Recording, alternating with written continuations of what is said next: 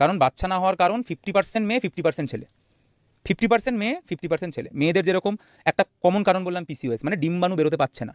এবার ডিম্বাণু না বেরোতে পারার পিসিওএস ছাড়াও আরও 100টা কারণ আছে, একটা কারণ পিসিওএস, তাহলে এটা একটা কারণ হতে পারে ডিম্বাণু বেরোতে পারছে না। কিংবা অনেকের যেটা ডিম্বাণুটা বেরিয়ে শুক্রাণুর সঙ্গে ডিম্বাণুর মিলন হয় হচ্ছে ফ্যালোপিয়ান টিউব বলে একটা জায়গায়, তো অনেকের ফ্যালোপিয়ান টিউবে ব্লক থাকে, যার ফলে কি হয় রাস্তাটার মাঝে একটা প্রাচীর চলে এসছে, তারপরে ডিম্বাণুটা এদিক দিয়ে গেল, ওদিক দিয়ে শুক্রাণু এলো, কিন্তু দুজনের মাঝে একটা প্রাচীর ব্লক, তাই মিলনটা হতে পারছে না। এটা একটা খুব কমন কারণ।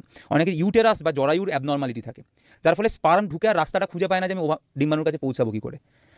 সব কিছুরই মোটামুটি ট্রিটমেন্ট আছে, সেই ট্রিটমেন্টগুলো করতে হবে। ছেলেদের ক্ষেত্রে স্পার্ম কাউন্ট কম, এটা তো মানে অনেক সময় যেটা দেখা যায় যে ছেলেরা ডক্টরের কাছে অনেকেই যেতে চান ভুল না। করে।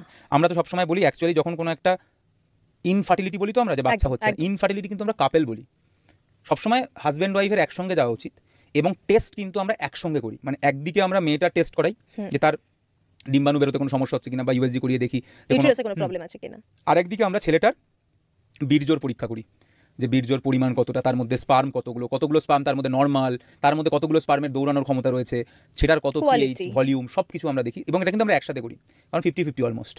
এটা একটা সেক্ষেত্রে প্রবলেমটা বেরোয় যে মানে সত্যি সত্যি প্রবলেম 50-50 আপনারা দেখতে পান। একজন ছেলে হলে পরের জন মেয়ে হবে, পরের জন ছেলে হলে আবার পরের জন মেয়ে। তো একেবারেই এটা শুধুমাত্র মেয়েদের সমস্যা নয় বাচ্চা না হওয়াটা।